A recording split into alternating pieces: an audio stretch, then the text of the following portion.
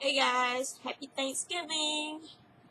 I am a little punch drunk. I've been up since I was up till 3 something last night, and my husband, he just dozed off here and there. He was up even later than me cooking.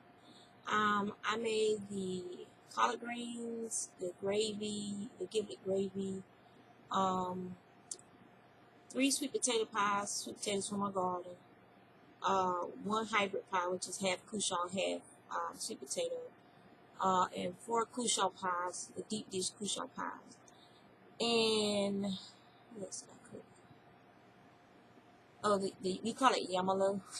Basically, it's a yam dish with, and I put pineapple and marshmallows on top of it, hence the little marshmallow.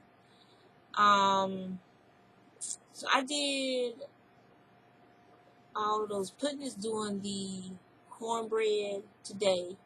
She did using my recipe that she modified so it'll be healthier. Because mine uses a lot of butter and it tastes really good. So and she did the devil eggs. What else did we do? Oh yeah, I did the butter peas, which are like llamas, related to llamas. It's for my daughter Angelina. She wanted the butter peas, so I did the butter peas for her. And Dale did the ham last night. He put the turkey in the oven at about 7 o'clock this morning. Um, and I think that's pretty much it. I'm not a cake person, cake maker. I like, the only certain cakes I like devil food cake and lemon cake with lemon ice. um, I don't eat a lot of cake anymore, but I do like pie. Especially, I like my husband's apple pie that he makes. So that's Thanksgiving dinner, well, lunch dinner, family gathering, whatever you want to call it. My children are all supposed to be here, so I'll have all 4 of my kids at home. My nephew's supposed to come, I think. My daughter's husband's, his sister's supposed to come. Then we have some other, my daughter's classmates, and they'll probably be, some of them will probably be stopping by if they're in the area to visit, and they'll probably be wanting to eat too. So that's the way of the youth. But I came up here to show you guys real quick some of the projects that I finished that I hadn't finished the last time I did a video. So I finished both the hats, and it's just a simple 2x2 rib for this one in the red skin colors. And as you can see, a 2x2 rib is very stretchy. It goes over my braids just fine, and it covers my ears.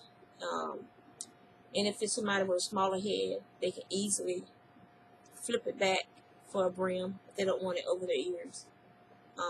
So yeah, uh, real easy to make, mindless knitting. This is seriously mindless knitting, and you get a nice hat that can fit a lot of different hat sizes. The person this was made for is a size 23.5. As we said ourselves, a 5 head. That's a big head.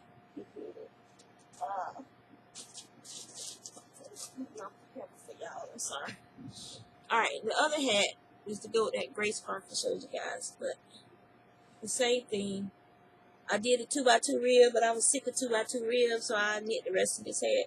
But then I went back to doing like the rib decreases at the top to add some interest to the top of the hat. And I actually like this hat.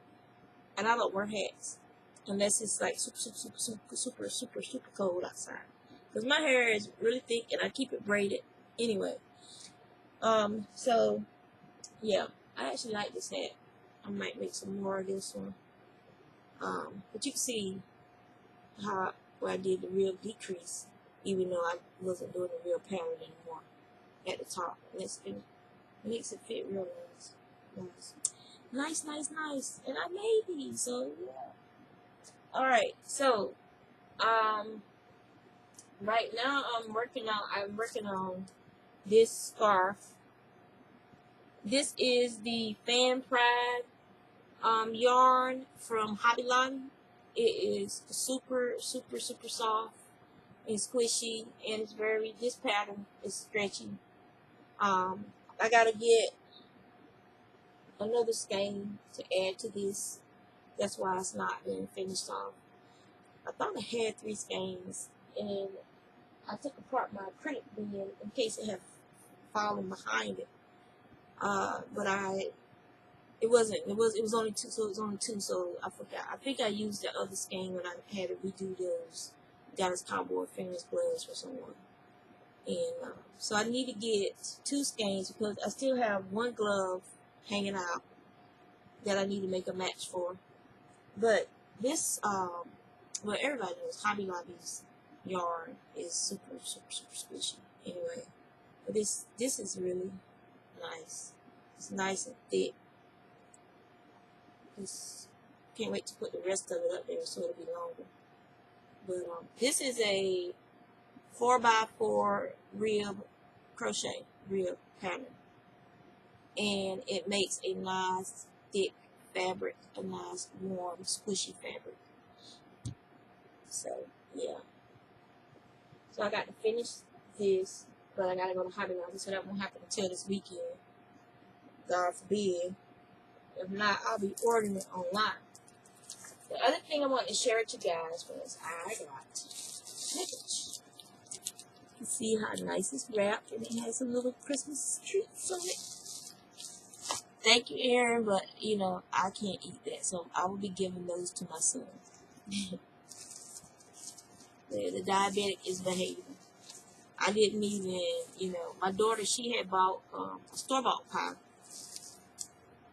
and so she was like munching on that last night, and she gave me a little piece of it. It was too sweet. It was like super, super sweet. So I'm going to show you guys what I snagged out of Aaron's shop, Southpaw Creations on Etsy. Or you can look for, I think it'll show up on the Poor Girl.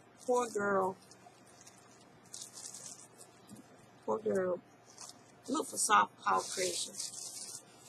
Aaron is Gimme Yarn 418 on YouTube. Bam! When I saw this fabric, I was like stalking her shop. I was like, I am getting that bag. So as soon as she posted and she had did the shop updates, I went there and I got it. So if I carjacked you, but this feels so good. It feels almost like it's quilted. It feels really nice. I love it. I love these. Love the balls. And then this is the inside fabric. You guys can see that little bubbles, fizzly, just like I'm gonna be when I get my wine today. Fizzy. And it'll flatten out so it'll sit up.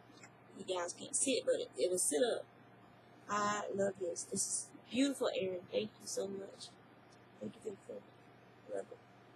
So I have a new bag for my meager bag collection. And it's so nicely wrapped. Gorgeous, gorgeous, gorgeous as usual. What am I working on right now? Cooking.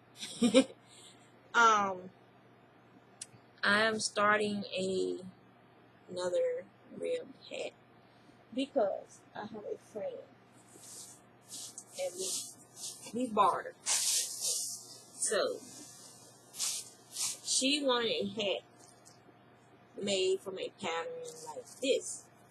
Okay, this is a 2x2 rib. So I am making her a hat in 2x2 rib, and she'll be able to flip it. Now this is machine made and made in China for Old Navy, and the tag that has like the contents. I'm trying to see if I can find it.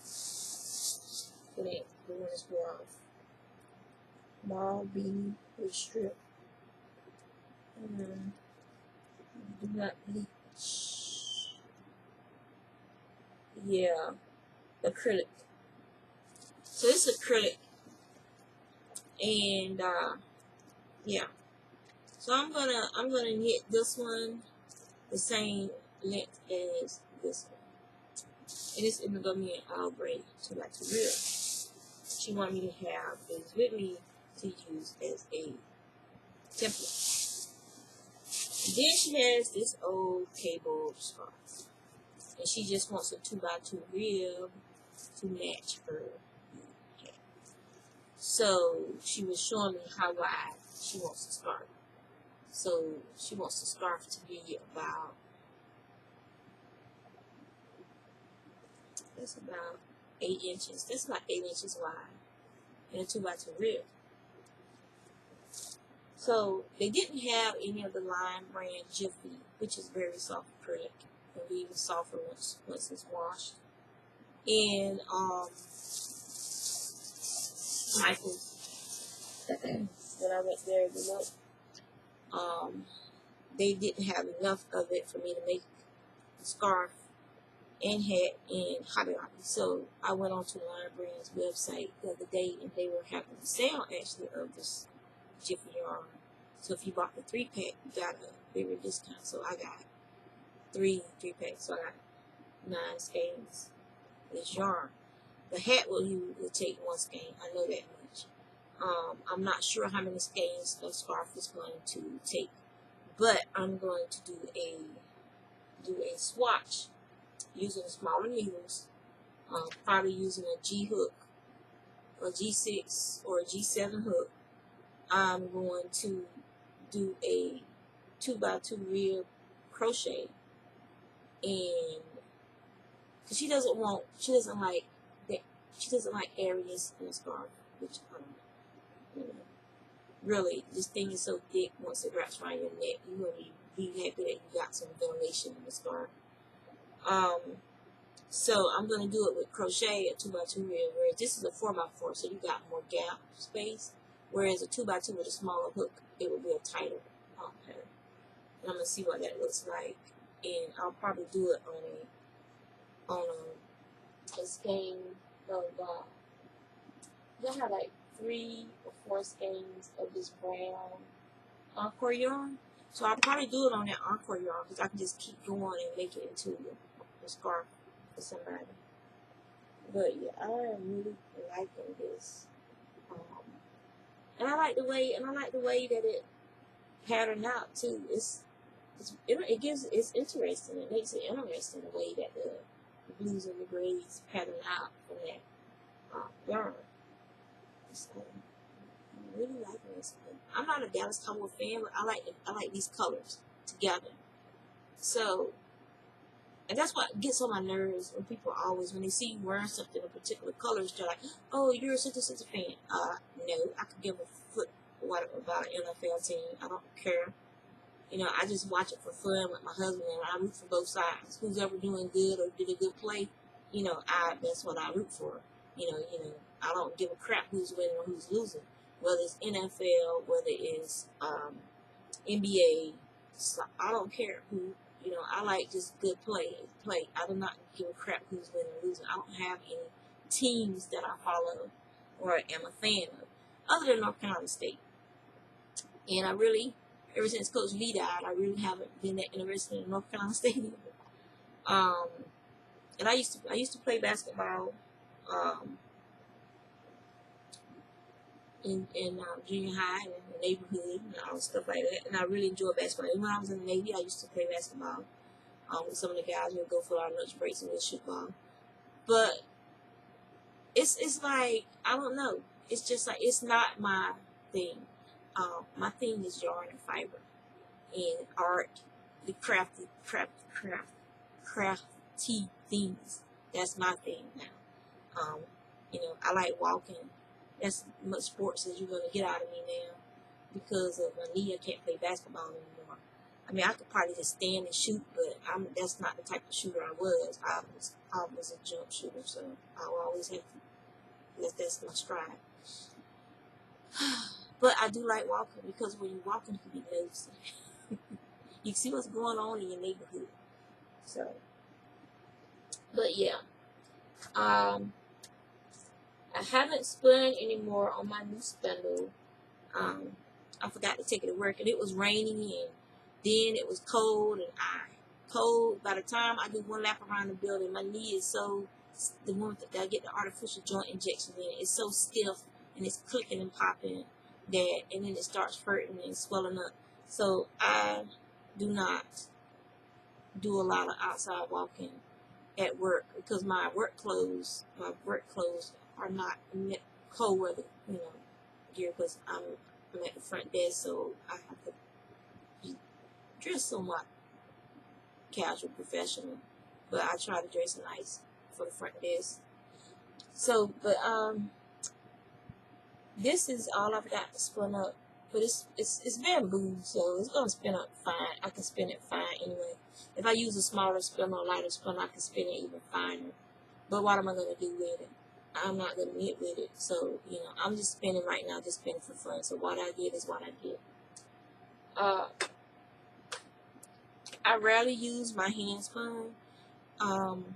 Everybody else likes using my hand spun, but I rarely use my hand spun because most of the time I'm working on projects for non-wool worthy people, and so I only maybe 1 or 2 projects a year I might get a chance to use some of my hand spun. It's usually for something I'm giving to somebody else. But I do have 2. I'm sorry about the arm thing today. I do have 2 shawls. One I made and one Sarah Hepworth made for me as a sample. And they're both made out of my hand spun. And I have other samples she made out of my hand spun. Absolutely. Sarah Hepworth is freaking amazing. I mean, she is an amazing knitter. Her is just amazing. She's freaking amazing. That's all. Her stitches, it looks machine made. It's so beautiful and perfect. If you don't want to touch it, you just want to look at it and pet it. You don't want to wear it or anything like that. But she is an amazing, amazing knitter. So if you don't follow her, go over to Ravelry, and you can find her over there at S.E. Hepworth. I believe she's S.E. Hepworth on Instagram as well. And you can follow her, and you can see all the beautiful projects that this woman makes. I mean, she is just freaking amazing. She is the sock queen, the shawl queen, the blanket queen. She is freaking, you're amazing, Sarah. Okay? But she knit some samples for me that whenever I take some of my yarn to the local yarn shop to sell, I usually leave a couple of the samples so people can see what they can do with my hand spun. I'll show you guys. I'm dressed for bachelor's today. I have on my Brooklyn t-shirt and my camo. So I'll show you guys off my hat. Okay. Alright. So this is a shawl that Sarah made for my hand spun. And it's like some wools, some alpaca. It's a little bit of everything. And some of the wools were not next to skin soft wools, but it don't bother me because I can tolerate it. And so yeah, so this is one of the things that she made for my hand spun. And there's an older video that showed me unboxing this stuff, but it's been a while. So I'm going to show some newer viewers the greatness of Sarah. It's my voice. Alright, so let me put this box down because I want to accidentally show you her address. Alright, so she made a pair of socks from my hand spun, and I'm going to be looking down. I know some people say, oh, that's so really blah, blah, blah. This is life. This is life. I'm making this video live, and it's not focusing. Probably because it's dark in here. And also, this is not one of those podcasts where people edit and make it pretty, have the little inserts and all this. What you see is what you get with Juanita. And it's going to always be that way. So if you don't like that, then here's the door. Feel free to use it. If you don't care, stay here and watch. Alright? Okay, so she made these socks. And I've never tried them on or anything, but I bet y'all can get my feet in there. But they're just too pretty to wear. And I look at these and I say, oh wow, this is my hand spun. It's to see my hand spun knit up and into a usable object. It does something to you. And it's like, you know, you can do it yourself. You know how to make socks. You can use your hand spun, but I don't know.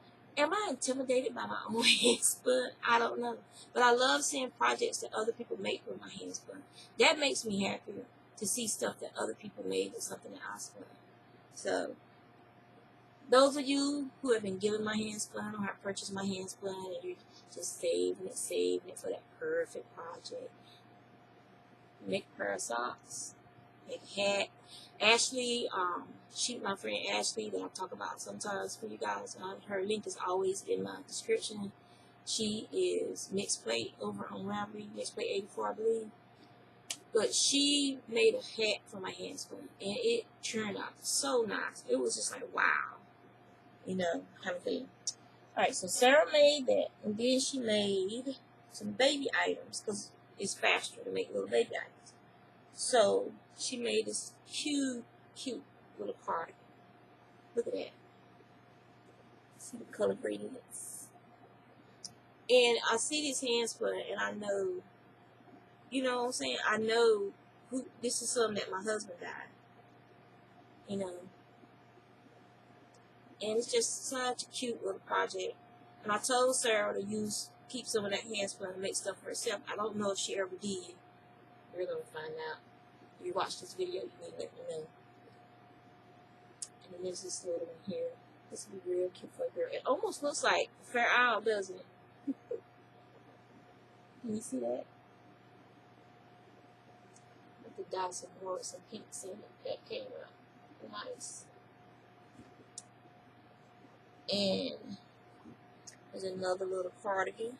A little vest. And I think she said some of these are Ceridar patterns. So they work well with hand spun. Work very well with hand spun.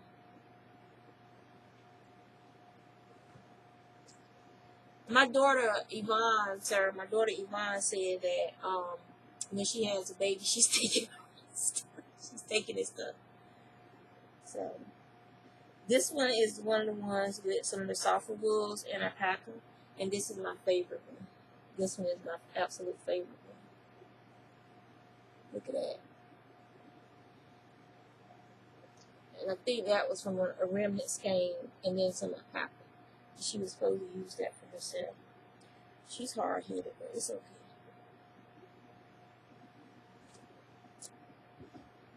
Oh, and then she did this little cable one from some alpaca.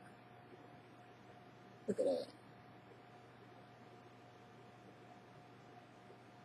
And she did these things. So, Sarah, you have extra arms and hands, right?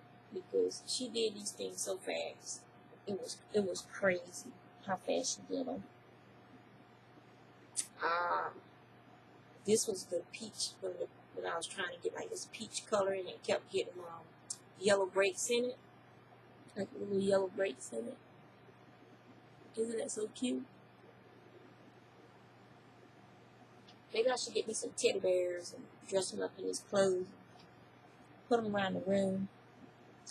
And then she made a hat and a little real beautiful cardigan with matching buttons.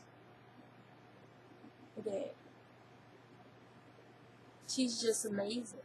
Amazing. And I remember this yarn, this fiber. This is fiber that I got from the Sheep Shed Studio. I purchased some of their, this is a merino. I purchased some of their, it's brown sheep mills, what do you call it? Mill cast-offs, or the waste, or the dye lot didn't come out right, so they buy it at a cheaper price, and then they sell the fiber to spinners. So this is some of the brown sheep mills fiber. They're like the company that does the Wildfoot. Here's a little hat, the Wildfoot sock yarn. And I wish Sarah had like labels so she could say knit. If you got labels, Sarah, send me some so I can sew them in here. Knit by Sarah. This could be like a collector's item one day in a museum. But I'm telling you guys, she's freaking amazing. And then, to go with that purple hat and cardigan, she knit these little socks. These little blue socks. Aren't they cute? So, and then the last thing is, in which I keep, he stays with me forever. She knit me a little monster. So hand spun is good for, as you see, a lot of different projects, as well as toys. They are great for toys, making little monsters and stuff. So it's so cute. Oh my god. But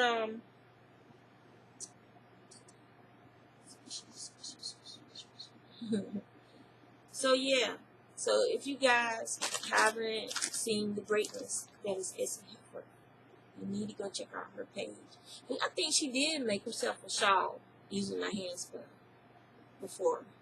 So I'm about to send her some more stuff for her to do. For herself, for yourself, for yourself. And she could put some of it in her blanket. So, yeah. Alright. This stuff is just freaking amazing. It's like seeing it for the first time because I haven't looked in the box in a while. It's not since I put the shawl back in there. So it's like seeing stuff again for the first time. And it's just absolutely gorgeous. Gorgeous, gorgeous, gorgeous, gorgeous. Yep. So I forgot to put the cartoon blocks information on the last video. So hopefully I remember to put it on this video. Oh, I also have, let me hurry up and just drop this stuff. That's why you fold it up as you go. I also have that other picture that I wanted to show you guys. So pretty. And the other thing is, you might have spun a hand spun that you're like, it didn't come out quite how I wanted it to. It's ugly.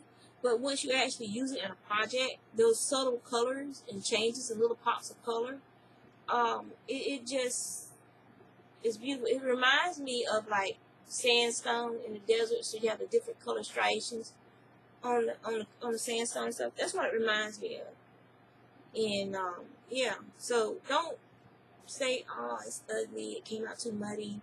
Knit it up or alternate it with a lighter color yarn or hand spun, and you'll be amazed at what you get when you do that. Alright, so that was sharing Sarah. Yes. And so now I'm going to show you guys that picture from the artist I was telling you about. It's local here in Norfolk that we met at Comic-Con. And she uses wrapping paper, and she makes like a little sleeve to put her stuff in for you to protect it. So, and she signed it.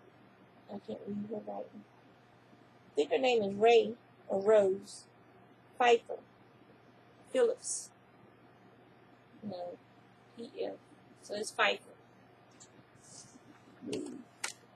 So this is the picture that I got from the Comic-Con. That's some of her artwork. It's a print. She had original there, I think. But yeah, I really like this one. I like the expression on the girl's face. I mean, she's floating in the clouds, and she has like this look of melancholy. She has these horns in her hair, and she's wearing a pretty common thing. I can't think of the name of it. As much Japanese anime and Korean drama and stuff that I watch, I should be just Japanese dramas that I watch. I should just pop off and call off of it. You know, I'm getting old. I forget stuff now. So, but yeah. So that's what's going on today for Thanksgiving Day. We don't do parades. We don't watch parades. I have no use for a parade on television. Stuff like that have never excited me or intrigued me or seemed like fun watching people standing out in the freezing cold in a city that I'm probably never at the time I would never visit. Or even after I visit, I have no interest in things like that. Just, didn't really do that growing up. I want to do it again, kind of thing. So I'm a selfish person. It's all about me now. It's all about me and my yarn. And staying warm so my joints don't ache. and being at home, and just hanging out with my friends when we go knit and crochet, or online when we get together for the knit nights with the Moms with Yarn podcast, or even art hangouts. Being Greg, we do art hangouts. So those are the things that I enjoy. I in the world according to Juanita. Sometimes you have to learn how to be selfish, or you will be miserable. And by what I mean is, if you're always doing what other people want you to do, doing what you think other people want you to do, and always doing for other people and never doing for yourself, never taking time for yourself, never enjoying the things that you want to do or exploring the things that you think you want to do, you will be a very unhappy, miserable person. You will be sick. You will be overweight. You will probably have bad habits like smoking and chewing your fingernails and eating it. That's self-cannibalism. Just letting y'all know that right now. You're accountable. You have to sit down and take stock of the situation. And you have to let the people around you know. Your family members, whatever. They might even come to you and tell you, hey, Mom, you need something for yourself. You need your own, you need to get some friends, and you need to go do stuff you want to do. They might have noticed that you are depressed, unhappy, and miserable. So you need to sit down and you need to think about what makes me happy. What do I enjoy? And once your children reach an age where they don't want no hugs and kissing, they don't want you holding their hands, you want to kiss, you can get a little peck on the cheek every once in a blue moon, and that's if you beg for it. Once they get to an age where they're independent, they won't really, they're doing their own thing, it's time for you to find something to do for yourself, which is why I am now doing my spinning, my knitting, my crochet, and dyeing fiber. And I'm happy. And because I am happier and not working in a job that's going to stress you out and kill you,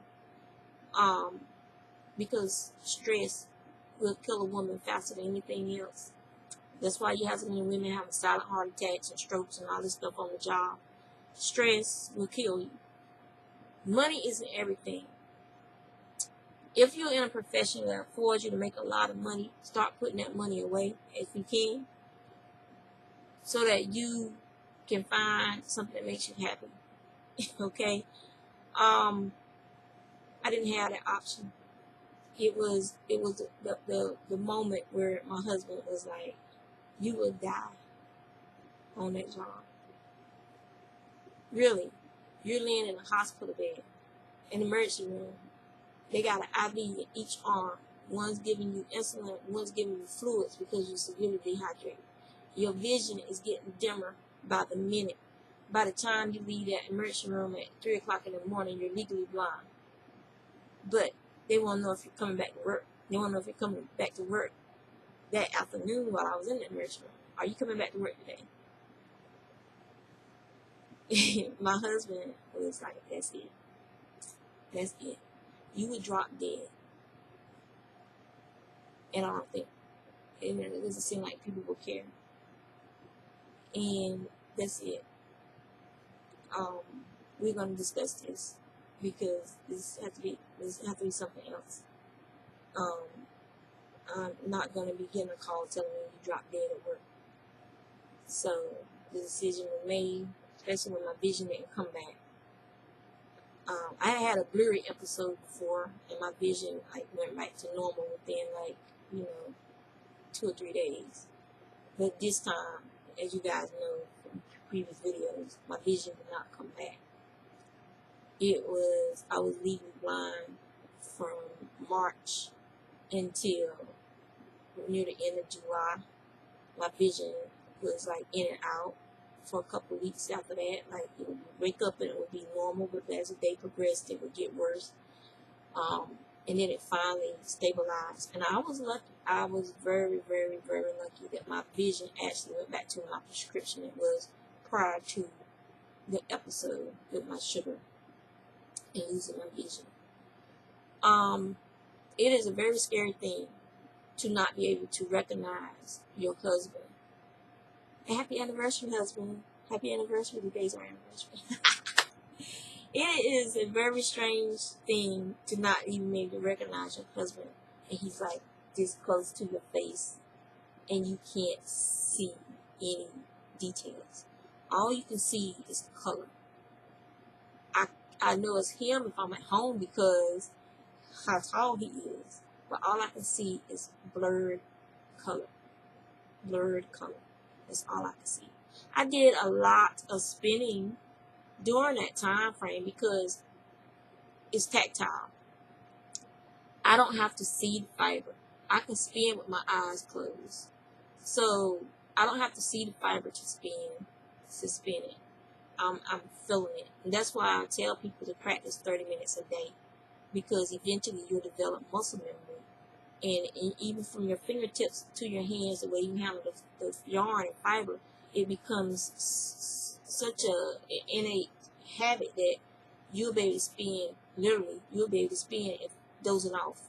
Believe me, I've been woken up spinning, been told to go to bed, and the yarn was fine. Now, don't ply half asleep though, because you're going to do what I did and ruin some good fiber. Well, it was good fiber by plying in the wrong direction. If you have already put enough twist in your fiber and you're plying, and you ply in the same direction that you spun in, then you have just added even more twist to that fiber, to the point that that fiber will be crinkly, will be pigtaily curled up. It will be a hot mess,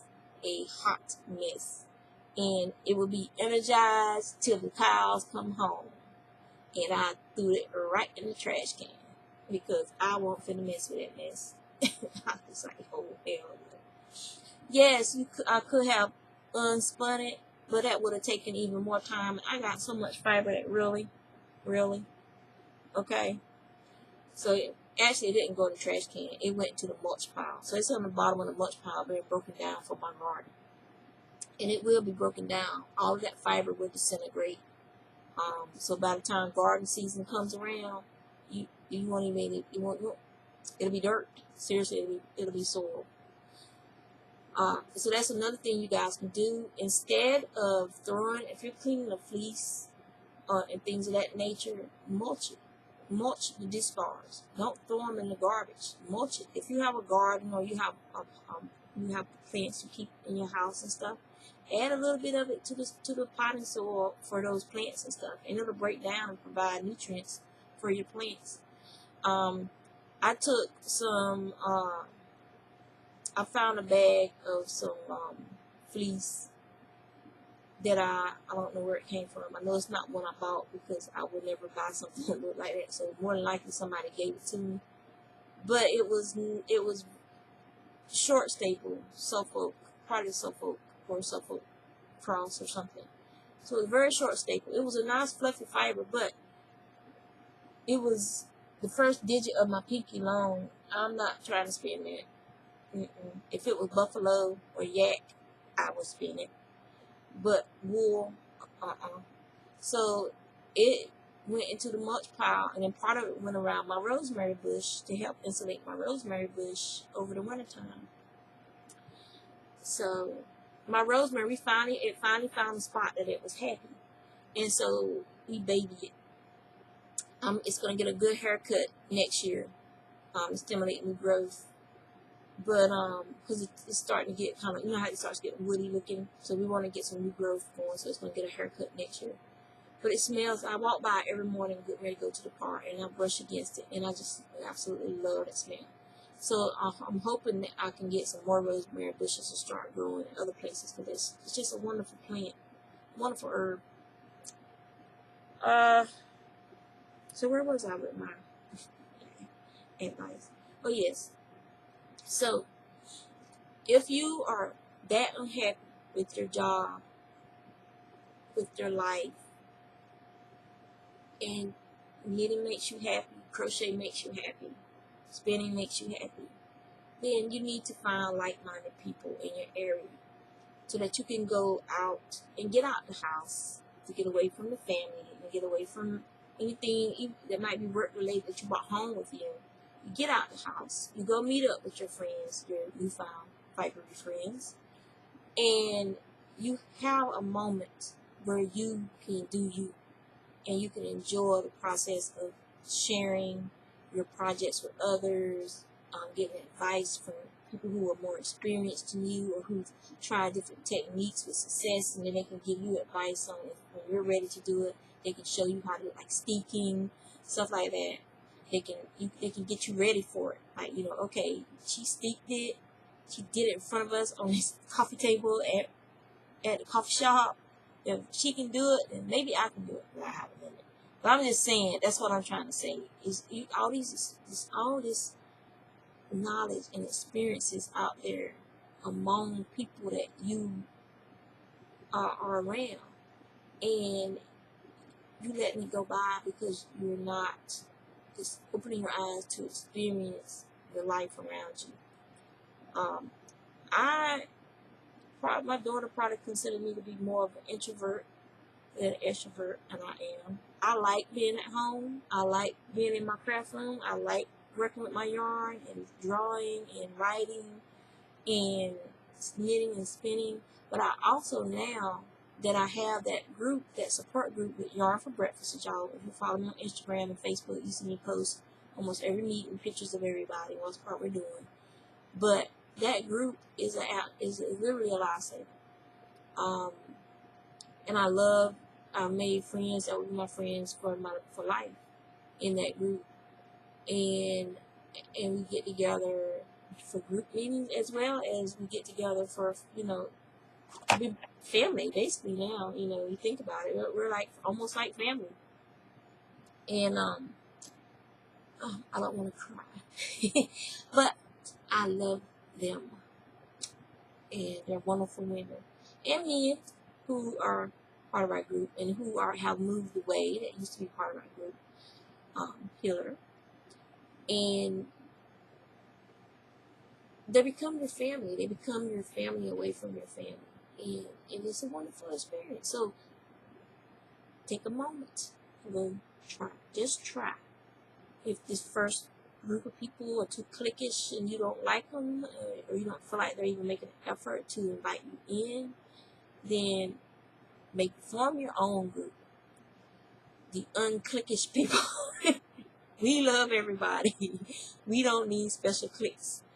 Because there are yarn shops that have people and they're very cliquish and they don't like outsiders trying to come in unless they invite them in, which is wrong.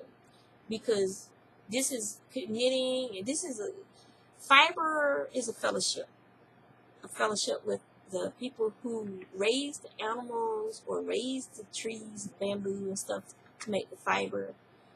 And then it goes from that venue to the people who purchase it and sell it raw, and it goes to the people who then take that raw product and turn it into yarn, fiber, weave it, whatever they're going to do with it, dye it, and then it keeps going. It's a beautiful, beautiful, fibery, colorful fellowship. And then you have the people who are hobbyists, or even those who create things for professional reasons, and who get together and share their ideas, their knowledge, their techniques, or just their laughter, their sense of humor, or their problems, their troubles, ask for advice, be it on how do I do this drop stitch scarf, to I'm having trouble with my teenagers. Do you have teenagers, or did you have teenagers? What would you have done? What did you do? That is what it becomes. It becomes a fellowship. And everyone can have that in their life. And it's not a religion. Granted, for me, fiber is a religion. But for you, it might not be a religion. But I'm saying that at least try. At least try to go outside your comfort zone and make some friends in the fiber industry, in your fiber community, and spend time away from the normal in your life every once in a while and do something for you. That's what I'm trying to say. Do something that's going to make you happy. It's not going to hurt anybody else, okay? But it's going to make you happy. And so that's it. That's the word according to what I need today. So let me go. I go check on my husband's turkey because he had to go into work for a few hours. So I'm going to go check on his turkey. And I need to find some breakfast because this diabetic hasn't eaten. I tasted my giblet gravy. I will admit I tasted gravy, and I did the finger taste of the pie fillings. But that was it. I was very good last night, and I'm proud of myself. Just say no, and you'll keep your diabetes under control. But today I will be checking my sugar an hour before it's time to eat to see where it's at. And then after I eat, I will take my minimum amount of insulin and then wait another hour to see how high my sugar spikes, and then I'll take my normal dose of insulin to counteract my sugar spiking. For me, my pancreas works whenever the hell it feels like working. So some days I have to be careful because I'm actually making my own insulin. And then some days I'm not. And so I have to take insulin, my dose of insulin for whatever my sugar level is at for that day, for that time frame when I check it. I have like a sliding scale that my daughter gave me for my Lantus and for my Novolog. And the Novolog is like your regular insulin. It's like your insulin, like the old-fashioned insulin you had to keep refrigerated, the pig insulin. But this is the new one. It's called Novolog. And so the Novolog, there's like a sliding scale for that one, for however high my sugar is, how much insulin injection I need to take. And then for the Lantus, I take it at night, and it's supposed to help keep my sugar under control while I'm sleeping. I am one of those people whose sugar creeps up stroke level while you're asleep. And you're not eating, you're not doing anything, you took your insulin, your sugar was fine when you went to bed, but for some godforsaken reason, your liver decides to, she's hungry, let's release more sugars into her bloodstream. And I wake up and my sugar could be anywhere from 380s to 400s. No lie. And I didn't do nothing for it to get that high. It's my liver telling my body she's starving. But I'm not. It's the fact that because I'm not producing much insulin and my cells are insulin, the keys aren't fitting together well to let insulin into the cell to process these sugars and stuff.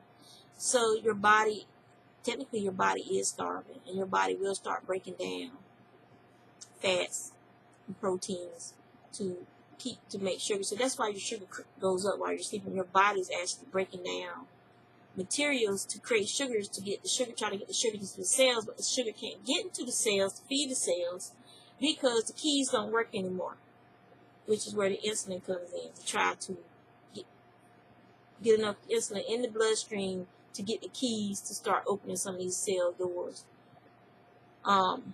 I'm not gonna lie, it has contributed to my weight loss. Plus some of the medications they have on have probably contributed to my weight loss. As when I first started taking the metformin they have me on, I also take metformin. I have to take 2 1,000 milligram pills a day. Used to be 500 milligram pills, but like I said, my pancreas does not work very well, so now I have to take 2 a day.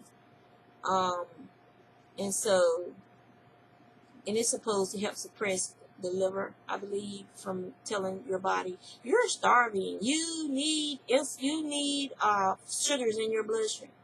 So that's what the metformin is supposed to do, I believe. That's the way it was explained to me. I might be wrong. If you're a nurse and you know everything about diabetes, feel free to correct me. I could look it up, but hey, if you're a nurse and you know everything about diabetes, feel free to let me know if I'm right or wrong about what metformin is supposed to do. I also know they gave my sister metformin to take when she was trying to get pregnant. So it also does something with ovulation. So if you're a diabetic and you're taking metformin, you might want to make sure you're using the birth control. I'm fixed. Won't be no babies here. And if there is a baby here, it will be named Lawsuit Miracle Mechanics, because that's exactly what's going to happen. My son is 16 years old. And y'all know I share everything with y'all. When I got my tubes tied, I actually had a tubal ligation plan. We actually had to go and be counseled by a doctor before I could have the surgery. Yeah. My son was my fourth child. He was my son. That's what I wanted. I wanted a boy. I got my boy, and my husband said, "No mas. You got your son. That's it. No mas. No more children. Either one of us get fixed, or I'm cutting you off. I'm cutting you off." That's what he basically said. The joys of marriage. And I looked at him like, I got papers. You can't cut me off. But he cut me off. So I was like, man, in the Navy, if I get him fixed, you never know what somebody might convince him to do. So I'll get fixed. That way, in the back of his head, it'll be running around in his brain. I'm fertile. I'm fertile. Condoms fail. I better not do that. Granted, there's some men who don't care and they're going to do it anyway, but that's just my work way of thinking. So I got fixed. So I had a plan. This was my tubal ligation plan. And my doctor, my surgeon, she followed it. I would like my tubes to be cut. I would like 1 to 2 millimeters removed from each side of the severed fallopian tube. And I would like them to be cauterized after that happens. I do not want them tied off. I want them cut, part of it removed, and I want it cauterized. She says to me, "You realize this will be permanent?" And I says to her, "I know. You realize that we will not be able to reverse this if something happened to your other children and you wanted to try to have another child." And I told her, being honest with you, if something takes all 4 of my children away from me, I won't be long on this earth myself, because they are my heart and my soul. She said, "Nobody's ever said that to me before." So I'm thinking, she's like, well, maybe this lady needs therapy first. But seriously, and I know these other mothers out there, and they probably feel the same way. If something took all 4 of my children from me, I don't think I could survive without them. If I had grandchildren that needed me, if something happened to my children, then yes, I would be there for my grandchildren. I mean, I've been candid with my husband about it, that's why I make sure to know where everything is at. So we've been blessed and nothing has ever happened to take my children away from me, okay? But that's just how I feel about that situation.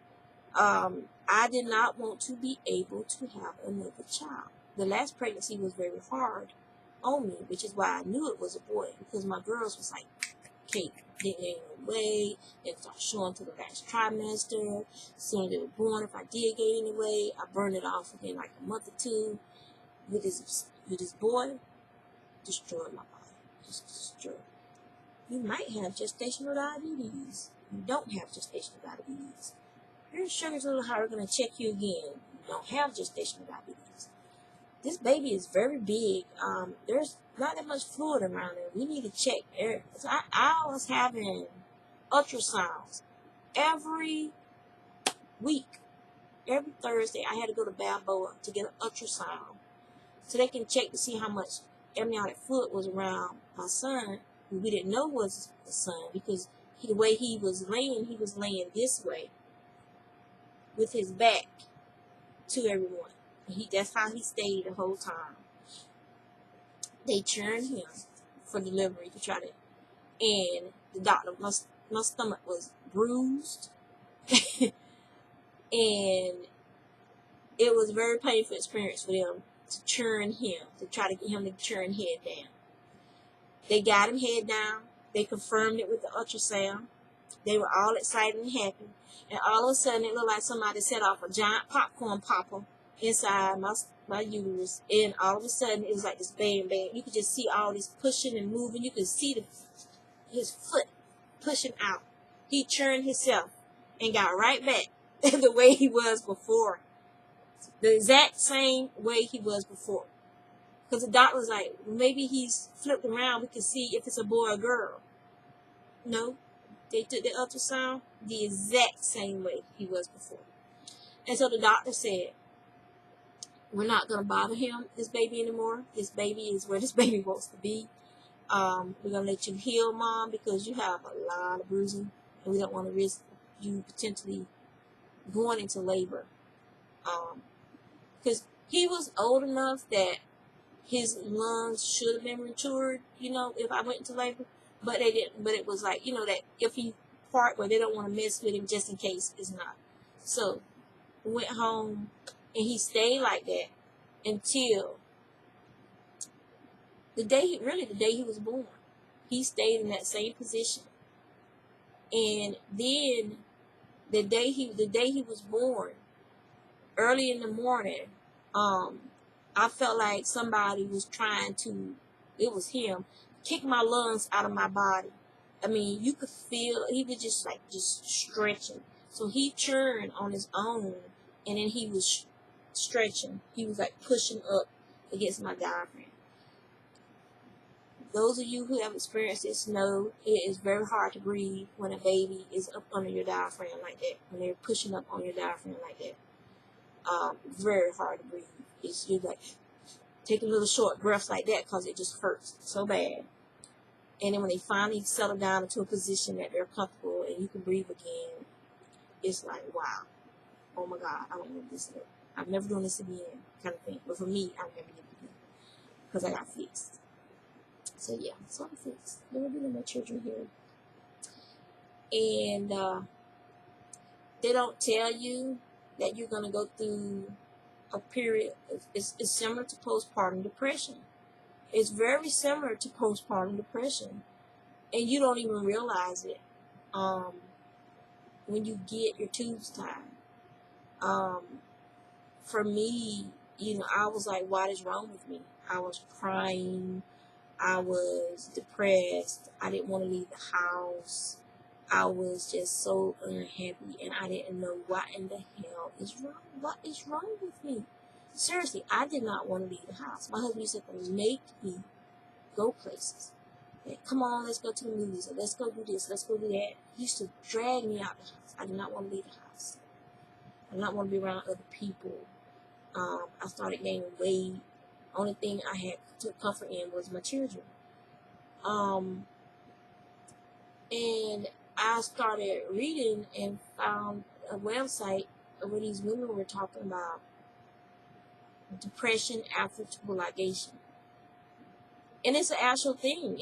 And that no one counseled me. They did not, all the things they counseled me about before I got my tubes tied, they never counseled me that if you start showing these symptoms, you may be beginning to become depressed, and you should come in and speak to someone about it. No one ever counseled me about that you could become clinically depressed after getting your tubes tied.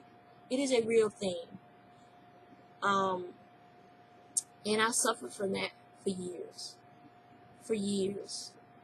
In therapy. I ended up going myself voluntarily going to therapy for this, to figure out what in the hell was going on. If you have children and you've had children and you're fertile and you've had your children, it's a woman thing. It's something you don't even realize is going on in your brain You think, oh wow, my tubes are tired, I don't want to have to worry about being pregnant no more, da da da. But when you take that option away, even though you want it taken away and you think you're okay with it, you actually have some physical changes that take place because of it. Hormonal changes that take place because of it. And it actually can affect you mentally. It affected me mentally. This was supposed to be an hour-long video, y'all. I'm sorry. Can't even smell the turkey yet. I still smell the ham, so it's fine. It's covered with aluminum foil. After it's done, he takes it out of the oven, and then he slavers it with some butter and garlic salt, a little bit of curry, some fine crushed sea salt, peppers, and some paprika, and there was something else. I can't think of the other thing. But he rubs this on the bird, and then he puts the bird back in the oven and lets it brown to this beautiful brown color, and it starts to get like just a touch of crust on it, just a touch, just a little bit of crisp in the skin.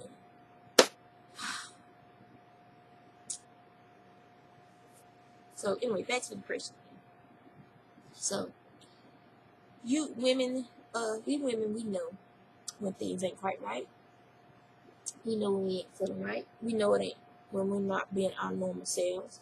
Granted, some forms of depression is very slow and it will creep up on you. Before you know it, you've isolated yourself from everybody, including your family. But some forms of depression, it comes on fast.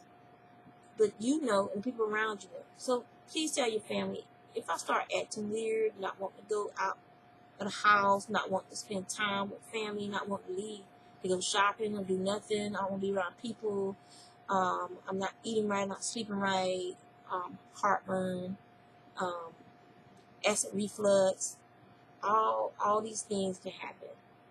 Please make me go talk to somebody and talk to my doctor, because we need to address it ASAP. Okay? So that's the world according to Juanita today.